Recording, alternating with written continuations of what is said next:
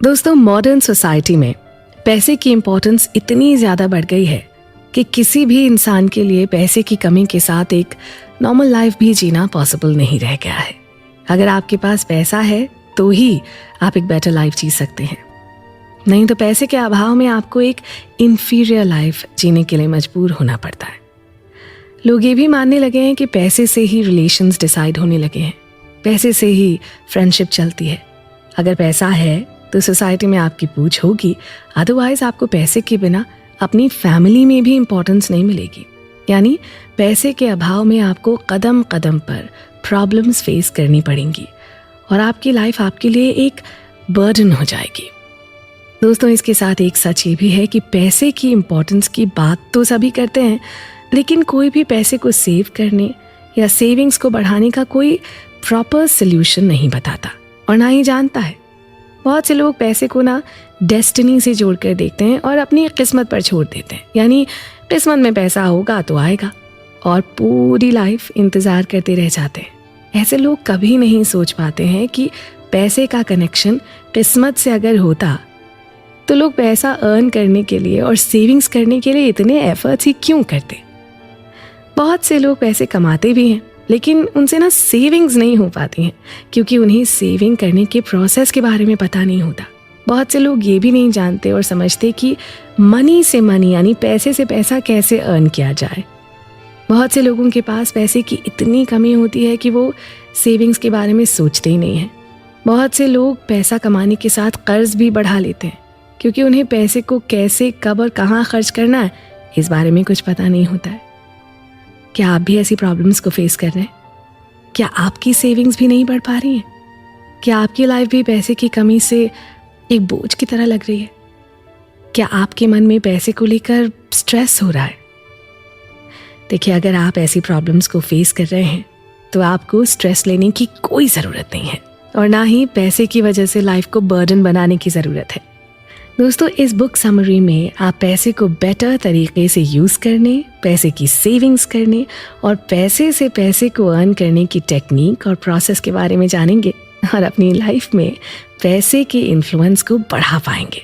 इस बुक के ऑथर शरद ने अपने एक्सपीरियंस और स्टडीज़ के बेसिस पर बहुत ही सिंपल तरीके से ये समझाने की कोशिश की है कि पैसे का फ्लो हम कैसे कंटिन्यू रख सकते हैं। चलिए तो जुड़ जाएं हमारे साथ इस शानदार सफ़र में, जिसमें हम जानेंगे कि कैसे हम अपनी सेविंग्स बढ़ा सकते हैं और कैसे पैसे से पैसा अर्न किया जा सकता है। Developed consumer. दोस्तों, इस बुक के ऑथर ने पैसे की इम्पोर्टेंस को समझाने के लिए एक रिलीजियस टीचर यानी धर्म गुरु और एक मटीरियलिस्टिक यानी भौतिकवादी इंसान का एग्जाम्पल दिया है। धर्म गुरु और भौतिकतावादी के बीच धर्म और अर्थ यानी पैसे के बारे में डिस्कशन चल रहा था। धर्म गुरु ने कहा कि पैसे से आप प्यार नहीं खरीद सकते। इस बात पर भौतिकतावादी ने कहा कि प्यार से आप कुछ भी नहीं खरीद सकते हैं। इस कॉन्वर्सेशन से ये क्लियर होता है कि लाइफ में अगर धर्म की इम्पोर्टेंस है तो अर्थ यानी पैसे की भी इम्पोर्टेंस उतनी ही है, बल्कि उससे ज़्यादा है। अगर पैसे से प्यार नहीं खरीदा जा सकता है तो प्यार से तो कुछ भी नहीं खरीदा जा सकता है। लेकिन साधु संतों को भले ही लाइफ में कोई फैसिलिटीज़ नहीं चाहिए, लेकिन खाना तो उन्हें भी चाहिए और खाने के लिए पैसे की ज़रूरत पड़ती है। इसके साथ ही एक पावरफुल ट्रूथ ये भी है कि सभी इंसानों के लिए साधु संत के रूप में अपनी लाइफ को एक्सेप्ट करना और वैसे ही जीना पॉसिबल ही नहीं है, क्योंकि इंसान को सोशल एनिमल यानी सामाजिक प्राणी कहा गया है। दुनिया में वेल्थ के लिए न जाने कितने वार हुए हैं और वार सिर्फ इस टाइम के मॉडर्न एरा में ही नहीं हुए हैं। हिस्ट्री का कोई भी एरा इससे बच नहीं पाया है। एग्जाम्पल के लिए महाभारत का युद्ध भी संपत्ति के लिए ही हुआ था, और वो भी एक ही फैमिली के बीच। इसलिए कहा जा सकता है कि इंसान को जीने के लिए अगर हवा पानी के बाद किसी चीज़ की ज़रूरत होती है तो वो है पैसा। इस बुक के ऑथर ने इस फैक्ट को समझाने के लिए वाइफ और हस्बैंड का एग्जाम्पल दिया है। उनके बीच एक डिवोर्स सिचुएशन का एग्जाम्पल दिया है। 2012 में अमेरिका के एक फैमिली में फाइनेंस और डिवोर्स के बीच के रिलेशन को लेकर एक स्टडी की गई। इस स्टडी में डिवोर्स के रीज़न को एनालाइज किया गया। उस स्टडी के अकॉर्डिंग डिवोर्स का मेन रीज़न ना तो लव था, ना सेक्स था, ना ही चिल्ड्रन थे, बल्कि डिवोर्स का मेन रीज़न था पैसा। राइटर के अनुसार अगर इस तरह का सर्वे इंडिया में हुआ होता तो उसके पीछे भी पैसा ही मेन रीज़न होता, क्योंकि इंडिया में मैरिजेस के पीछे पैसा डायरेक्ट रूप से इन्वॉल्व होता है। हम सभी अपनी फैमिलीज़ और सोसाइटीज़ की लाइफ के एक्सपीरियंसेस को अब्जॉर्ब करते हैं तो पाते हैं कि अगर किसी पेरेंट के 2 लड़के हैं और उनमें से किसी एक की अर्निंग कम है तो उसकी वैल्यू फैमिली और सोसाइटी दोनों लेवल पर ज़्यादा अर्न करने वाले से कम होती है। जो ज़्यादा अर्न करता है उसकी बात ज़्यादा सुनी जाती है, उसके डिसीजन को इम्पोर्टेंस दी जाती है। पैसे की कमी, पैसे की ज़रूरत और पैसे के लिए भाग दौड़ करते हुए हम सभी के मन में इस तरह की फीलिंग्स आती हैं कि काश हमारी लाइफ बचपन की तरह होती, जहाँ ना तो हमें पैसे की चिंता होती ना किसी तरह की प्रेस्टीज की। इस बुक के ऑथर के अनुसार हमारे मन में जब भी इस तरह की फीलिंग्स आती हैं तो हमें सबसे पहले अपने आप से ये सवाल पूछना चाहिए कि हमारी लाइफ में पैसे का मतलब क्या है। क्योंकि बहुत सारे लोग कंजूसी करते हुए एक एक पैसा बचाते हैं और कहते हैं कि पैसे से हैप्पीनेस नहीं खरीदी जा सकती। हर एक इंसान एक कॉन्ट्रडिक्शन में जीता है। एग्जाम्पल के लिए हमारे मन में किसी चीज़ के लिए लालच भी होता है और हम किसी चीज़ को सैक्रिफाइस करने के लिए भी तैयार होते हैं। इसी तरह पैसे को लेकर भी हमारे मन में कॉन्ट्रडिक्शन होता है, यानी हम पैसे चाहते भी हैं और इसकी इम्पोर्टेंस को एक्सेप्ट भी नहीं कर पाते। जब तक हम पैसे की इम्पोर्टेंस को एक्सेप्ट नहीं करेंगे तब तक हम पैसे को लेकर डिस्कशंस भी नहीं करेंगे, और जब तक हम पैसे को लेकर डिस्कशंस नहीं करेंगे तब तक हम किसी और सल्यूशन की तरफ भी नहीं जाएंगे। एग्जाम्पल के लिए अगर किसी की लाइफ कर्ज के बर्डन से बर्बाद हो रही है, वो अपनी इन्वेस्टमेंट को लेकर होपलेस हो गया हो, फिर भी अगर वो अपनी प्रॉब्लम को अपनी फैमिली और फ्रेंड सर्कल में शेयर नहीं करेगा तो वो अपनी उस प्रॉब्लम से कभी निकल ही नहीं पाएगा। इसके साथ इस मॉडर्न एरा में पैसे की इम्पोर्टेंस इसलिए और ज़्यादा है क्योंकि इस एरा में इंसान एक कंज्यूमर के रूप में चेंज हो गया है। हमारे सामने रोज़ लैपटॉप्स, मोबाइल्स, टीवी के साथ न जाने कितने प्रोडक्ट्स के विज्ञापन छाए रहते हैं, और इनमें से बहुत सारे प्रोडक्ट्स हमारी लाइफ की नेसेसिटी बन चुके हैं, यानी एक ज़रूरी हिस्सा। यानी इसके बिना हमारी लाइफ इम्पॉसिबल सी हो गई है। जो बच्चे जन्म ले रहे हैं वो एक इंफॉर्मेशन एरा में जन्म ले रहे हैं, यानी वो किसी फैमिली, किसी कम्युनिटी का पार्ट बनने से पहले उन कंपनीज का पार्ट बन जाते हैं जिनके प्रोडक्ट्स वो यूज़ करने लगते हैं। राइटर के अनुसार अगर किसी कॉमन मैन के पास कोई यूनिवर्सल राइट है तो वो है कंज्यूम, यानी उपभोग करने का अधिकार। क्योंकि विज्ञापन हमें प्रोडक्ट्स को सिर्फ खरीदने के लिए उकसाते नहीं हैं, बल्कि विज्ञापन हमारे अंदर उस प्रोडक्ट के प्रति हमारी इच्छा को भी बनाए रखते हैं।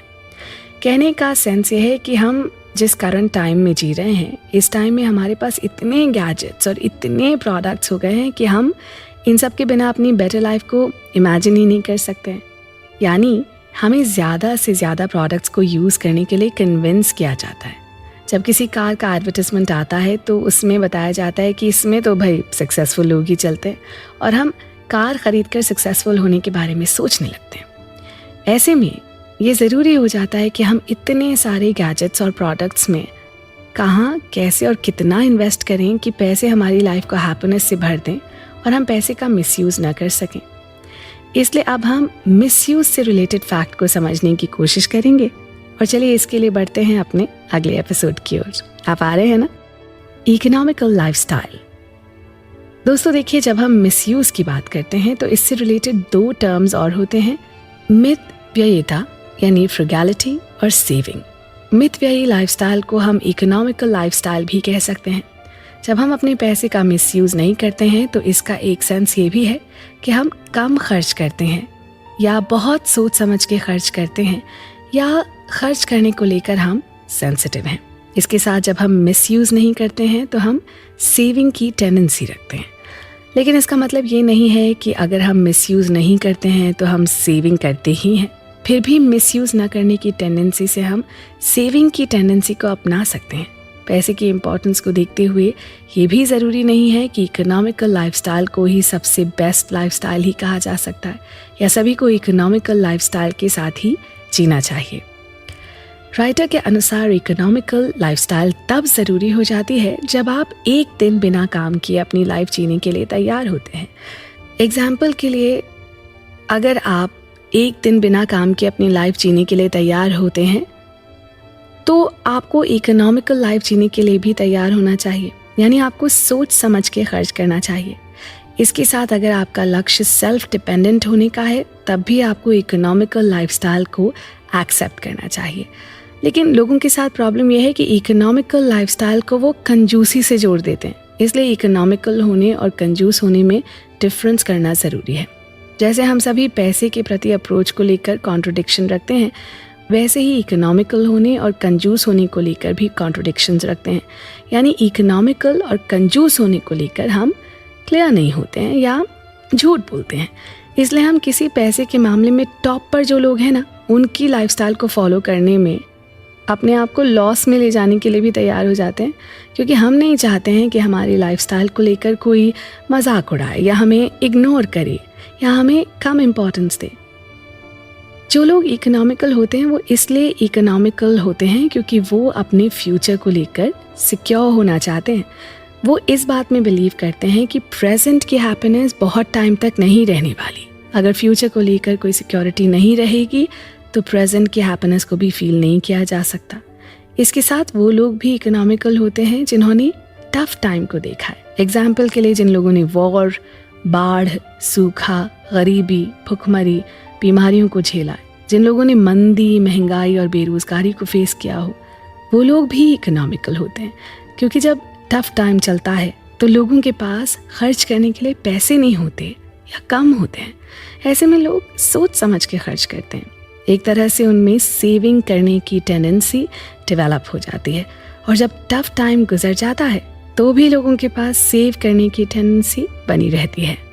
लेकिन एक फैक्ट ये भी है कि हम सभी के दिल और दिमाग में ये बात डाली जाती है कि ज़्यादा पैसे से ही ज़्यादा हैप्पीनेस मिलती है। ऐसे में हम ज़्यादा पैसा कमाने और ज़्यादा पैसा कमाने वालों की लाइफस्टाइल को फॉलो करने के बारे में सोचते हैं। लेकिन हर एक चीज़ का ना एक सैचुरेशन पॉइंट होता है, यानी एक पॉइंट पर जाकर ये फीलिंग आती है कि पैसे से हैप्पीनेस को अचीव नहीं किया जा सकता। लेकिन ये फीलिंग और सैचुरेशन पॉइंट सबके लिए डिफरेंट अलग अलग होते हैं। इसलिए पैसा आपके लिए कितना मीनिंगफुल है और हो सकता है ये आपको खुद ही डिसाइड करना होगा। लेकिन सेविंग करना हर एक सिचुएशन में ज़रूरी होता है, क्योंकि हम या आप कोई नहीं जानता कि हमारे साथ क्या प्रॉब्लम होने वाली है। हो सकता है आपके सामने हेल्थ प्रॉब्लम आ जाए, हो सकता है आपकी जॉब छूट जाए। ऐसे में सेविंग्स ही आपकी लाइफ में आपको अपने नए एफर्ट के लिए तैयार कर सकती है ना। इसलिए जब भी आप फाइनेंशियल रूप से सेल्फ डिपेंडेंट होने का लक्ष्य डिसाइड करें तो आपका फर्स्ट स्टेप सेविंग्स का होना चाहिए। लेकिन आपके पास इसके लिए एक सॉलिड रीज़न भी होना चाहिए कि आप ऐसा स्टेप क्यों ले रहे हैं। जैसे ही आप अपने सेविंग स्टेप को एनालाइज करते हैं, वैसे ही आप अपने फाइनेंशियल अप्रोच को लेकर अवेयर भी होते हैं। इससे आपका माइंड पैसे को लेकर क्लियर हो जाता है। आप इस डाउट में नहीं रहते कि हमें किसी की लाइफस्टाइल को फॉलो करना है। आप अपनी लाइफ की नेसेसिटी और फाइनेंशियल कंडीशन को सबसे बेस्ट तरीके से समझते हैं। इसलिए पैसों को लेकर आपका जो अप्रोच है वो आपकी लाइफस्टाइल के अनुसार ही होना चाहिए। जब आप अपनी ज़रूरत, अपनी फाइनेंशियल कंडीशन और अपनी लाइफस्टाइल को लेकर क्लियर हो जाते हैं, तभी आप अपनी लाइफ, अपनी हैप्पीनेस को लेकर बनाए गए असम्पशंस को चैलेंज कर पाते हैं, और यहीं से आपकी लाइफ में ड्रास्टिक चेंजेस स्टार्ट होते हैं। तो चलिए इसी के साथ बढ़ते हैं अपने अगले चैप्टर पर, बार्टर सिस्टम। दोस्तों, पैसा इंसान की लाइफ में कैसे काम करता है, इसे जानने के लिए हमें पैसे के फॉर्मेट्स के बारे में जानना होगा। यानी पैसे का जो प्रेजेंट फॉर्मेट करेंसी के रूप में नोट या पेपर मनी है, उसका स्टार्टिंग फॉर्मेट क्या था और किस तरह टाइम के साथ उसका फॉर्मेट चेंज होता गया। इसलिए हम पैसे के स्टार्टिंग फॉर्मेट के बारे में बात करेंगे, तभी हम इसके पर्सपेक्टिव और इम्पोर्टेंस के बारे में बेटर तरीके से समझ पाएंगे। इस बात का कोई प्रूफ तो है नहीं कि इंसान ने पैसे के स्टार्टिंग फॉर्मेट को यूज़ करना कब स्टार्ट किया था, लेकिन ह्यूमन डेवलपमेंट के प्रोसेस को जब स्टडी किया गया तो कुछ फैक्ट्स सामने आए। स्टडीज़ के अकॉर्डिंग जब ह्यूमंस ने ग्रुप्स में रहने के साथ खेती करना स्टार्ट किया, तभी से स्टार्ट हुआ बार्टर सिस्टम। बार्टर सिस्टम यानी चीज़ों को एक्सचेंज करना। यानी एक इंसान के पास अगर कोई चीज़ है और उसे किसी दूसरी चीज़ की ज़रूरत हुई तो वो अपनी वो चीज़ देकर दूसरी चीज़ ले सकता है। ह्यूमन डेवलपमेंट की स्टडीज़ के अकॉर्डिंग 8000 BC के टाइम में इंसान ने अनाज पैदा करने के साथ साथ अपने लिए स्थायी घर बनाना स्टार्ट कर दिया था। यानी घूम घूम कर रहने के बजाय एक ही जगह रहना स्टार्ट किया। 3000 BC तक आते आते सिंधु, नील और फरात सिविलाइजेशंस का उदय हुआ और इस टाइम तक इंसानों ने करेंसी का इस्तेमाल करना स्टार्ट कर दिया था, क्योंकि तब तक इंसान ने खेती के साथ बिजनेस करना भी स्टार्ट कर दिया था और बिजनेस में बार्टर सिस्टम उतना इफेक्टिव नहीं हो सकता था, क्योंकि बार्टर सिस्टम में एक तरह से ज़रूरतों का संयोग होना ज़रूरी था। यानी कि कोई कंज्यूमर तभी किसी चीज़ का एक्सचेंज कर सकता था जब किसी को उस चीज़ की ज़रूरत हो। एग्जाम्पल के लिए 2 लोगों के पास सिर्फ गेहूँ है और उन लोगों को किसी और चीज़ की ज़रूरत है, तब ये सिस्टम लोगों के लिए हेल्पफुल नहीं हो पाता था। इसलिए इंसानों ने बिजनेस की ज़रूरत को समझा। जब इंसानों ने बिजनेस करना स्टार्ट किया तो बार्टर सिस्टम उसमें हेल्प नहीं कर सकता था। ऐसे में इंसान को करेंसी की ज़रूरत होने लगी। वो कहा जाता है ना कि आवश्यकता ही आविष्कार की जननी है। जब इंसानों को करेंसी की ज़रूरत हुई तो इंसानों ने करेंसी का आविष्कार किया। 600 BC तक आते आते इंसानों के बीच करेंसी का चलन स्टार्ट हो गया था, लेकिन तब करेंसी का प्रेजेंट फॉर्मेट नहीं था। उस टाइम तक इंसानों ने करेंसी के रूप में पंख, सॉल्ट, फिश, समुद्री शंख, कलरफुल स्टोन्स तक को यूज़ कर लिया था। लेकिन कुछ हिस्टोरियंस ये भी मानते हैं कि बिजनेस की स्टार्टिंग में लोग उधार यानी क्रेडिट को यूज़ करते थे। करेंसी की खोज होने तक बिजनेस का अकाउंट क्रेडिट पर यानी उधार पर ही चलता था। थिंकर अरस्तु के अकॉर्डिंग करेंसी के लिए वेल्थ के रूप में किसी भी चीज़ को यूज़ किया जा सकता है, लेकिन इसके लिए ज़रूरी है कि उस चीज़ की प्राइस को लेकर बिजनेस में शामिल लोग सहमत हो जाएं। एग्जाम्पल के लिए लोहार लोहे का काम करता है, इसलिए उसके पास लोहे के औजार यानी इक्विपमेंट मिलेंगे, लेकिन अनाज की उसे ज़रूरत है।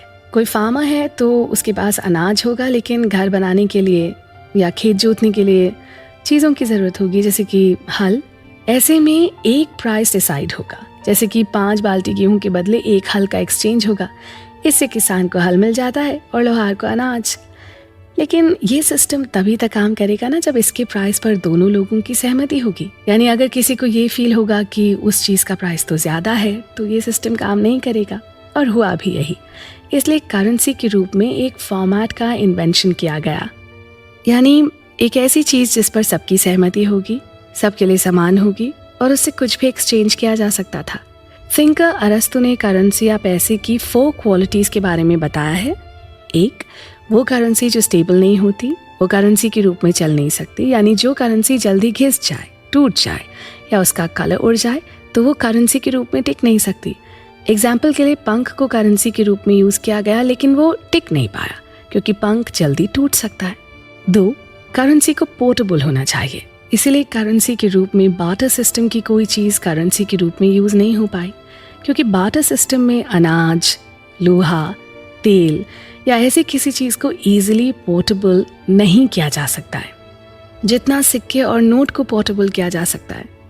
3, करेंसी को डिवाइड होने में भी केपेबल होना चाहिए, जहाँ एक बड़े प्राइस को छोटे से छोटे यूनिट में भी डिवाइड किया जा सके और हर एक यूनिट की प्राइस इक्वली वैल्यू रखती हो। एग्जाम्पल के लिए अगर हमारे पास 100 का एक नोट है और आपके पास भी 100 का एक नोट है तो दोनों का प्राइस इक्वली होता है। लेकिन अगर हमारे पास 1 एकड़ ज़मीन है और आपके पास भी 1 एकड़ ज़मीन है तो उसका प्राइस एक नहीं हो सकता, क्योंकि डिफरेंट जगहों पर ज़मीन का प्राइस डिफरेंट होता है। 4, करेंसी के रूप में अगर हम किसी चीज़ को यूज़ करते हैं, अगर उसका कलेक्शन नहीं किया जा सकता तो वो करेंसी नहीं चल सकती, क्योंकि करेंसी में ये क्वालिटी होनी चाहिए कि करेंसी के बेसिक प्राइस टाइम के बीत जाने के बाद भी बनी रहनी चाहिए। करेंसी की ये 4 क्वालिटीज़ ना तो पंख में थी, ना स्टोन में, ना सॉल्ट में और ना ही बार्टर सिस्टम में यूज़ की गई किसी और चीज़ में। इसलिए 600 BC आते आते तक लोगों ने करेंसी के रूप में गोल्ड को यूज़ करना स्टार्ट कर दिया था, क्योंकि गोल्ड उस टाइम के हर सिविलाइजेशन में अवेलेबल भी था और उसकी इम्पोर्टेंस भी थी। चलिए इसी के साथ बढ़ते हैं अपने अगले चैप्टर की ओर, करेंसी ऑफ गोल्ड। दोस्तों, आज करेंसी के रूप में गोल्ड को यूज़ नहीं किया जा सकता, लेकिन गोल्ड की इम्पोर्टेंस ना आज भी उतनी ही बनी हुई है।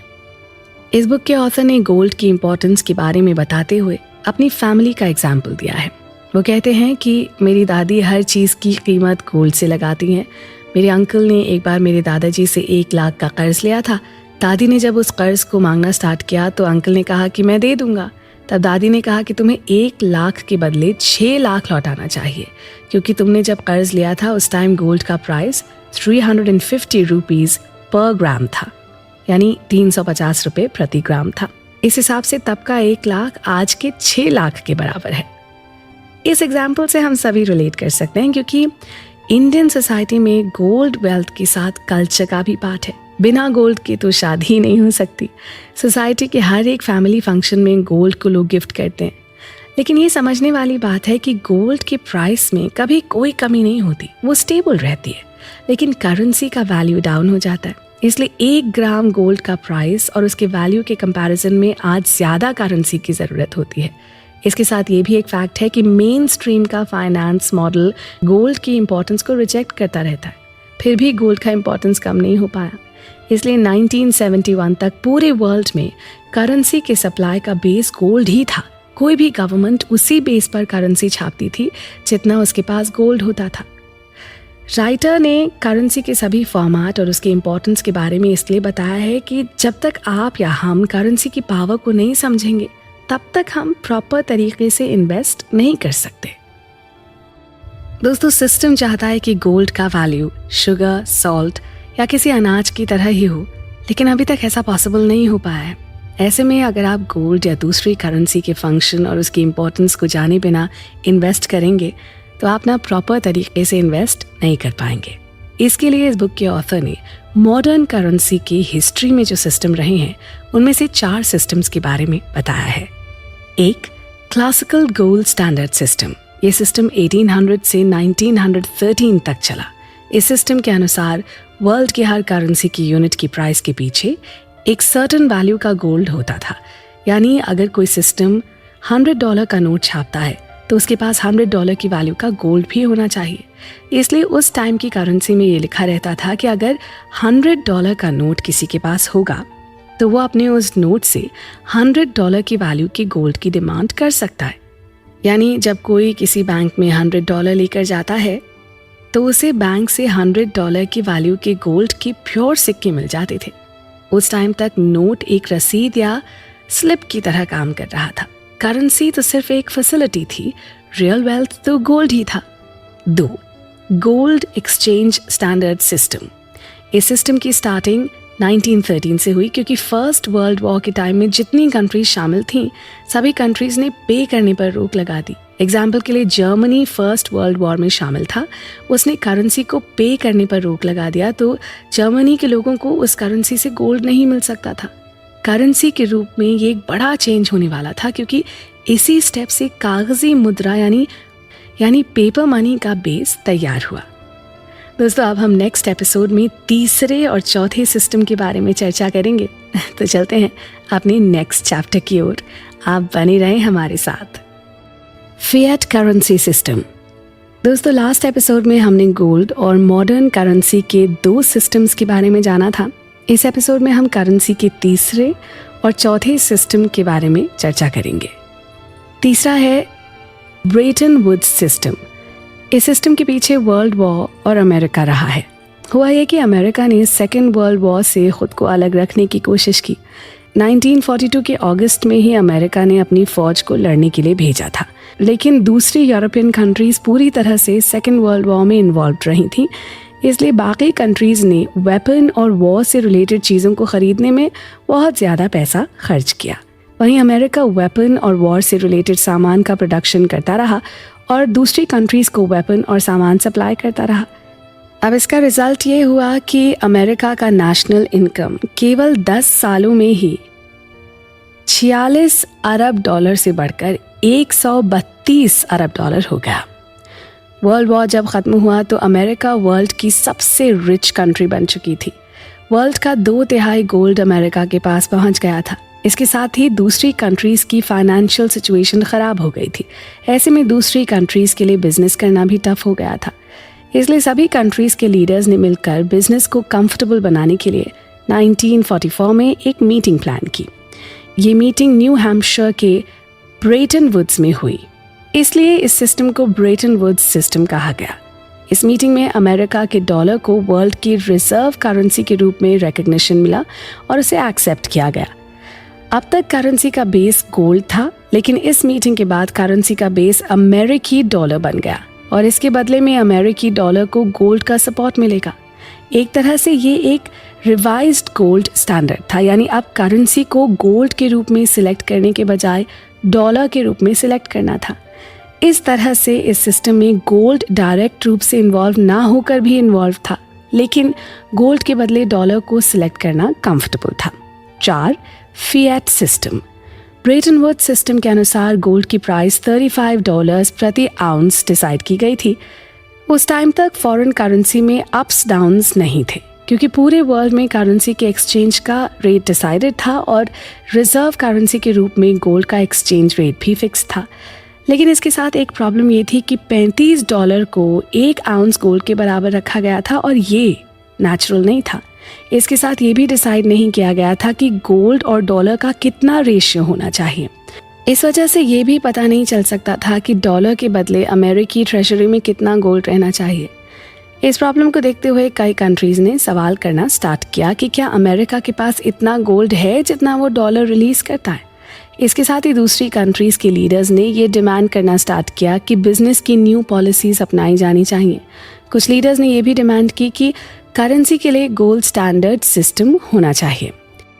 1959 से 1971 के टाइम में अमेरिका का गोल्ड रिजर्व 50% कम हो गया।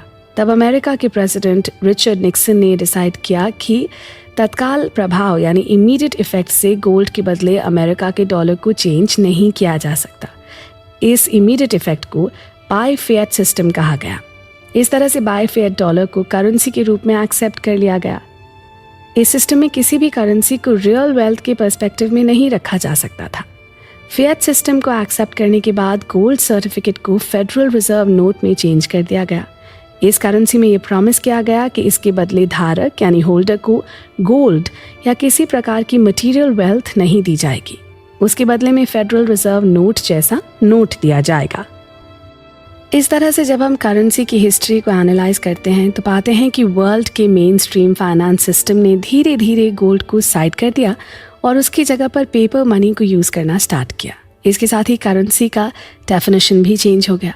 यानी पहले ये माना जाता था कि करेंसी ऐसी होनी चाहिए जिसका कोई इंटरनल वैल्यू हो। गोल्ड का इंटरनल वैल्यू था।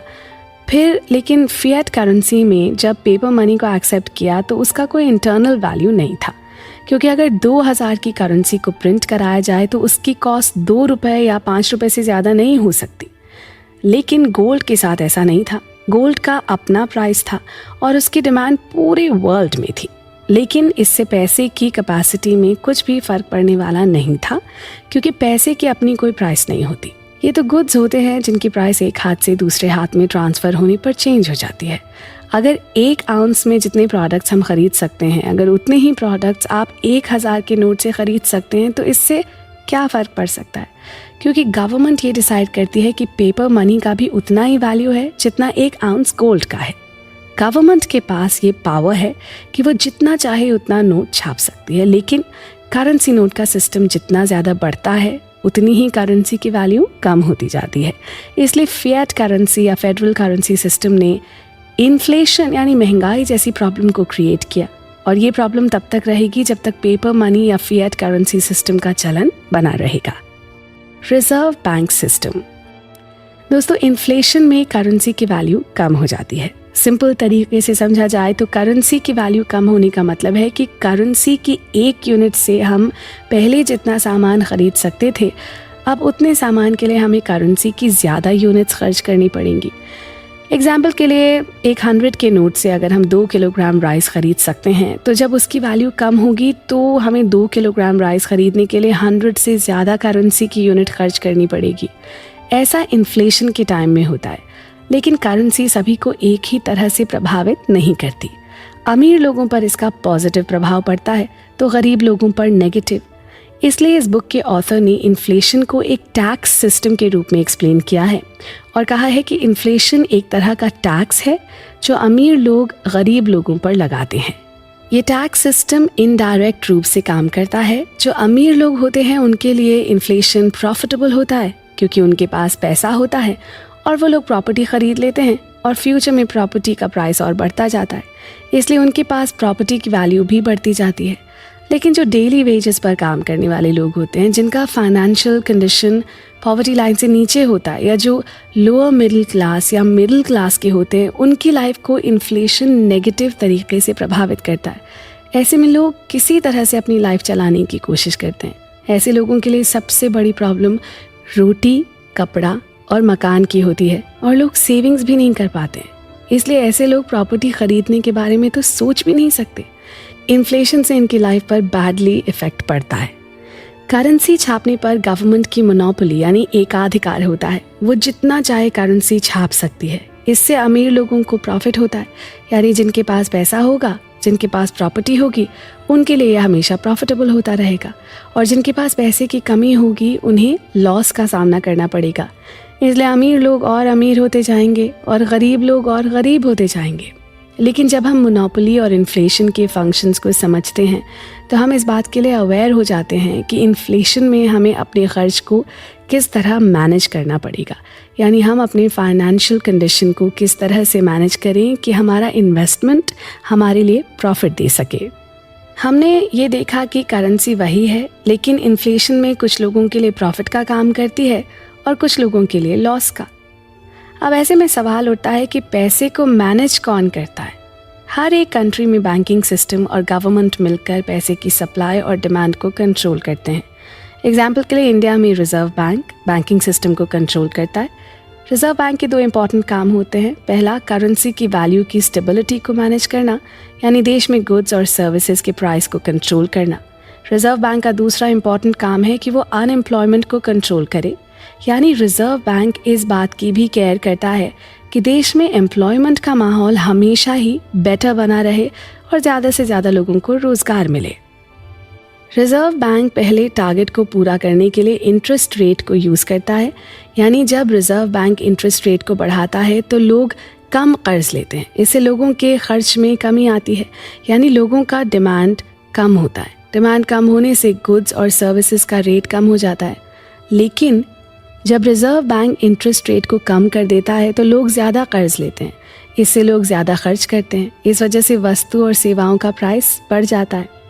जब हम कहीं जॉब करते हैं तो वहाँ से हमें पैसा आता है, यानी जो हमारा ओनर या मालिक होता है वो हमें काम के बदले पैसा देता है, और हमारे ओनर के पास पैसा उसके ओनर से आता है, यानी हमारा ओनर जिसके लिए काम करता है वो उसे पैसा देता है। इस तरह ये चेन गवर्नमेंट तक पहुँचती है। गवर्नमेंट सबसे बड़ी कंपनी की तरह काम करती है, लेकिन गवर्नमेंट के पास पैसा कहाँ से आता है? गवर्नमेंट के इनकम का मेन सोर्स टैक्स होता है। जैसे कोई कंपनी अपने प्रोडक्ट्स और सर्विसेज से रेवेन्यू कलेक्ट करती है, उसी तरह से गवर्नमेंट का काम भी रेवेन्यू कलेक्ट करना होता है। गवर्नमेंट देश को संभालने के लिए रेवेन्यू कलेक्ट करती है। अपने रेवेन्यू का एक पार्ट वेलफेयर के लिए खर्च करती है, तो दूसरा पार्ट बेसिक इंफ्रास्ट्रक्चर की प्रोडक्शन में खर्च करती है, जिससे और रेवेन्यू जनरेट किया जा सके।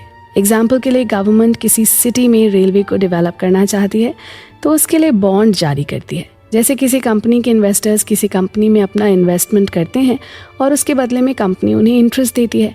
इसी तरह से गवर्नमेंट भी बॉन्ड खरीदने वालों को इंटरेस्ट देती है। लेकिन गवर्नमेंट के लिए कर्ज को पे करना तभी पॉसिबल हो सकता है जब वो अपनी प्रोडक्शन से प्रॉफिट अर्न करे। लेकिन ऐसा कम ही होता है, क्योंकि गवर्नमेंट का मेन गोल होता है देश की देखभाल करना। इसलिए गवर्नमेंट नॉन प्रॉफिटेबल काम करती है। ऐसे में जब कोई इन्वेस्टर अपने इंटरेस्ट की मांग करता है या अपने दिए गए कर्ज की डिमांड करता है तो गवर्नमेंट लोगों से और कर्ज लेती है, और ये सिलसिला चलता रहता है। एक टाइम के बाद कर्ज इतना ज़्यादा बढ़ जाता है कि सिचुएशन कंट्रोल में नहीं हो पाती और गवर्नमेंट को दिवालिया यानी बैंकरप्सी डिक्लेयर करना पड़ता है। इसी के साथ आइए बढ़ते हैं अपने अगले चैप्टर पर, मेंटल प्रोडक्टिव कैपेसिटी। दोस्तों, हमने लास्ट एपिसोड में जाना कि गवर्नमेंट जब कोई इंफ्रास्ट्रक्चर की प्लानिंग करती है तो इसके लिए बॉन्ड जारी करती है। लोग बॉन्ड को खरीदते हैं और इसके बदले में उन्हें इंटरेस्ट मिलता है। लेकिन बॉन्ड का सबसे बड़ा कस्टमर रिजर्व बैंक होता है। रिजर्व बैंक बॉन्ड को खरीदने के लिए जो पैसा इन्वेस्ट करता है वो कमाया हुआ या इन्वेस्टमेंट से अर्न किया हुआ नहीं होता, इसलिए रिजर्व बैंक नई करेंसी छापता है। लेकिन जब देश के नागरिक बॉन्ड को खरीदते हैं तो उनका पैसा कमाया हुआ या इन्वेस्टमेंट से अर्न किया हुआ होता है। ऐसी सिचुएशन में नई करेंसी छापने की ज़रूरत नहीं होती और नई करेंसी की सप्लाई भी नहीं बढ़ती है। इससे इन्फ्लेशन भी कंट्रोल में रहता है। लेकिन जब रिजर्व बैंक बॉन्ड को खरीदता है तो वो नई करेंसी छापता है, लेकिन इससे इन्फ्लेशन बढ़ता है क्योंकि मार्केट में करेंसी की सप्लाई बढ़ जाती है। लेकिन बॉन्ड से मिली करेंसी से गवर्नमेंट डेवलपमेंट में इन्वेस्ट करती है, इससे एम्प्लॉयमेंट बढ़ता है। और जब रिजर्व बैंक बॉन्ड खरीद लेता है तो गवर्नमेंट उस पर रिजर्व बैंक को इंटरेस्ट देती है, और रिजर्व बैंक से नई करेंसी को लेकर गवर्नमेंट अपने एम्प्लॉयज़ को देती है। एम्प्लॉयज़ उन पैसों को बैंक में जमा करते हैं और ज़रूरत के अनुसार खर्च करते हैं। इस तरह से पैसा कर्ज से बाहर निकल आता है। राइटर कहते हैं, पैसा सिर्फ प्राइस और वैल्यू को रिप्रेजेंट करता है। वो प्राइस चाहे किसी इंजीनियर द्वारा बनाया गया प्लेन का डिज़ाइन हो, किसी आर्टिस्ट की पेंटिंग हो, या कोई दूसरा आर्ट वर्क हो, या किसी डॉक्टर का किसी पेशेंट को ठीक करने के बदले लिया गया चार्ज हो। पैसे का कनेक्शन प्राइस और वैल्यू से ही होता है। ये प्राइस रखने वाले कस्टमर से उस प्राइस के प्रोड्यूसर तक पहुंचता है। एग्जाम्पल के लिए डॉक्टर ने अपना चार्ज 1000 रखा है, यानी वो पेशेंट को ठीक करने के प्राइस को प्रोड्यूस करता है, और उस प्राइस को पेशेंट पे करता है क्योंकि वो उस प्राइस को पे करके ठीक हो सकता है। इस तरह से पैसा प्राइस को ही रिप्रेजेंट करता है। वेल्थ क्रिएशन या वेल्थ डेवलपमेंट का कनेक्शन इंसान की मेंटल प्रोडक्टिव कैपेसिटी या मानसिक उत्पादक क्षमता से होता है, क्योंकि ह्यूमन ब्रेन ही सभी वस्तुओं यानी गुड्स के प्रोडक्शन के लिए रिस्पॉन्सिबल है। जिस तरह ह्यूमन ब्रेन सभी चीज़ों के प्रोडक्शन के लिए रिस्पॉन्सिबल है, उसी तरह से ह्यूमन ब्रेन ही इस धरती की सारी संपत्ति के लिए भी रिस्पॉन्सिबल है। इसलिए आप या हम अपनी लाइफ में जो पैसा अर्न करते हैं, वो पैसा हमारी फाइनेंशियल एनर्जी, हमारी क्रिएटिव या प्रोडक्टिव कैपेसिटी को रिप्रेजेंट करता है। साथ ही उस टाइम को भी रिप्रेजेंट करता है जिस टाइम में हम पैसा अर्न करते हैं। पैसा अर्न करने की कैपेसिटी हम सबकी अलग अलग होती है। हमें अलग अलग अपॉर्चुनिटीज़ मिलती हैं, लेकिन किसी के लिए भी पैसा अर्न करना सिंपल नहीं होता है। पैसा हार्ड वर्क, डेडिकेशन, स्मार्टनेस और ह्यूमन क्वालिटी से अर्न किया जाता है। बिजनेस के पर्सपेक्टिव से पैसा इक्वालिटी के साथ अवेलेबल रहता है, यानी जहाँ किसी चीज़ का प्राइस दिया जाता है और लिया जाता है। लेकिन जब पैसा करप्ट होता है तो पैसे की वैल्यू में गिरावट होती है, और जब पैसे की वैल्यू में गिरावट होती है तो सोसाइटी में भी गिरावट आती है। इंसान के अगेंस्ट ही वायलेंस करने के लिए तैयार हो जाता है। इसलिए हम अगर पैसे के नेचर को समझते हैं और उससे प्यार करते हैं तो हम सब के लिए पैसा हमारे फेवर में काम करता है। पैसे का एक फैक्ट ये भी है कि पैसा हमें कॉन्फिडेंस नहीं देता है। अगर हमारे पास कॉन्फिडेंस नहीं है तो पैसा हमारी डेली की ज़रूरतों को पूरा कर सकता है, लेकिन अगर हमारे पास हैप्पीनेस नहीं है तो हमें हैप्पीनेस नहीं दे सकता है। पैसा एक सोर्स है, यह हमें वहाँ ले जा सकता है जहाँ हम जाना चाहते हैं, लेकिन ये हमारी ड्राइवर की जगह नहीं ले सकता। पैसा सेटिस्फैक्शन के रिसोर्स को अवेलेबल करा सकता है, लेकिन ये हमारे ड्रीम और हमारी विशेस के लिए रिस्पॉन्सिबल नहीं है। यानी पैसे हमारे सपनों और इच्छाओं को अवेलेबल नहीं करवा सकते, लेकिन पैसे की अवेलेबिलिटी से ही हम सबकी लाइफ चलती है, और पैसे की सप्लाई अगर बढ़ती है तो इन्फ्लेशन बढ़ जाता है। इसलिए हम सब के लिए चैलेंज होता है कि इन्फ्लेशन या महंगाई के साथ अपनी फाइनेंशियल कंडीशन को कैसे मैनेज करें। अगर हम चाहते हैं कि इन्फ्लेशन से हमारी संपत्ति का लॉस ना हो तो हमें अपने आप को सेविंग के लिए ट्रेन करना चाहिए। सेविंग का एक सेंस इन्वेस्टमेंट भी होता है, यानी हमें अपनी सेविंग को इस तरह से इन्वेस्ट करना होगा कि वो बढ़ सके। इस बुक के ऑथर के अनुसार कोई भी फाइनेंस से रिलेटेड एडवाइस हमेशा एक ही तरह से काम नहीं करती, इसलिए अपनी नॉलेज को हमेशा बढ़ाते रहना ज़रूरी है। और नॉलेज को बढ़ाने का एक तरीका है कि हम अपने आप को हमेशा ट्रेन करते रहें। इसलिए सबसे बेस्ट इन्वेस्टमेंट ये होगा कि आपको हमेशा एजुकेशन में इन्वेस्ट करना चाहिए। जब आप अपने को एजुकेट करते हैं तो आप नई इकोनॉमिक पॉलिसीज़ को समझने के लिए तैयार करते हैं, और जब आप नई पॉलिसीज़ को जानते हैं तब आप समझ सकते हैं कि नई पॉलिसीज़ में पैसा किस तरह से काम करेगा। इसलिए पैसे को कब और कैसे इन्वेस्ट करना होगा। Approach of satisfaction. दोस्तों, हम सबकी लाइफ का पहला पार्ट बचपन का होता है, जहाँ हम हर चीज़ से अपने आप को फ्री पाते हैं। हमारे ऊपर ना किसी चीज़ का कोई बर्डन नहीं होता है। लेकिन जैसे ही हम 3 साल या 5 साल के होते हैं तो हमें स्कूल में डाल दिया जाता है, जहाँ हम नेक्स्ट 20 ईयर्स तक एजुकेशन लेते रहते हैं। उसके बाद हमें जॉब या अपनी लाइफ को चलाने के लिए काम करना होता है। ऐसा हम 40-45 ईयर्स तक करते चले जाते हैं। यानी 60-65 ईयर्स के होते होते तो हम रिटायरमेंट लेना चाहते हैं। रिटायरमेंट यानी फिर से हम अपनी बचपन की तरह फ्री होकर रहना चाहते हैं, जहाँ पर हम पर किसी चीज़ का कोई बर्डन ना रहे। एक तरह से कहा जाए तो हम सभी बेटर रिटायरमेंट के लिए जीना चाहते हैं।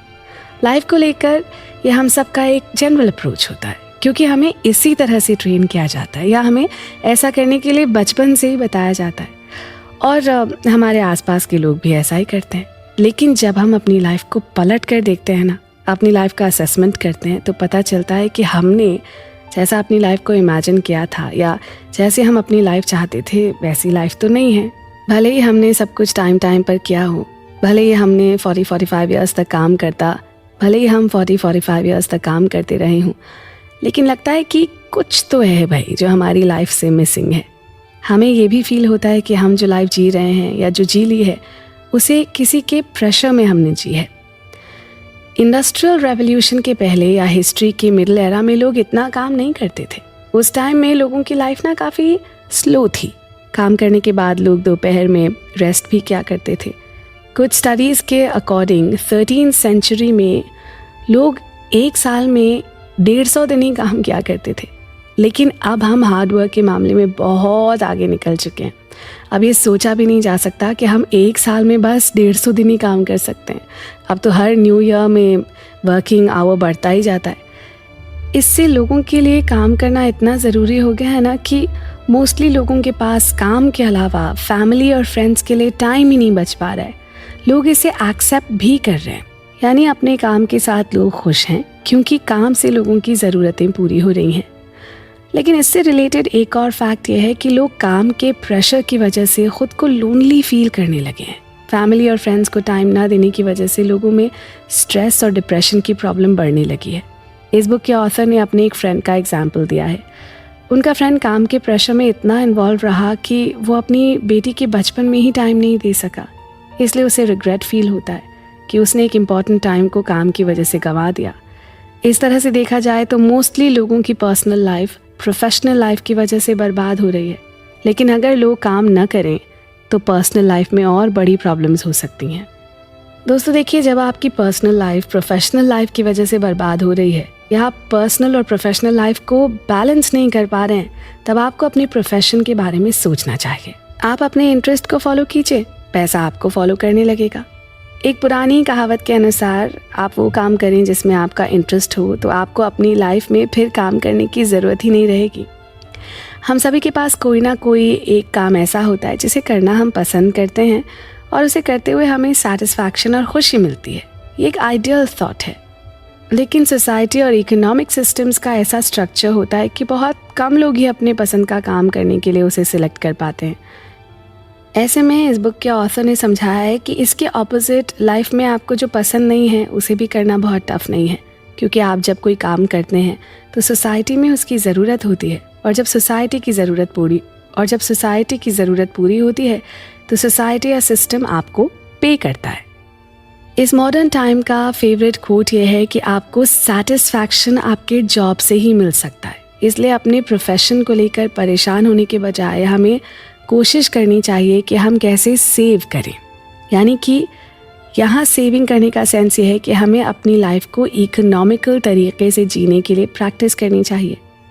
जब हम चाहते हैं कि हमें कम पैसे से ही सेटिस्फैक्शन मिले, तो हमें अपनी थॉट्स और फीलिंग्स को कंट्रोल करना होगा, जिसकी वजह से हम बिना सोचे समझे खर्च करते हैं। अगर हम अपनी लाइफ को दूसरे के लाइफस्टाइल से कंपैरिजन करना छोड़कर अपने माइंडसेट को इस तरह डेवलप करें कि मैं जैसा हूँ या जैसी हूँ वैसी ही ठीक हूँ, तो हम सेल्फ डिपेंडेंट हो सकते हैं। ये थॉट भले ही टफ लगता हो, लेकिन अगर हम इस थॉट की प्रैक्टिस करें ना, तो इस थॉट को अपने माइंड में डेवलप किया जा सकता है और उसे अपनी बिहेवियर का पार्ट बनाया जा सकता है। तो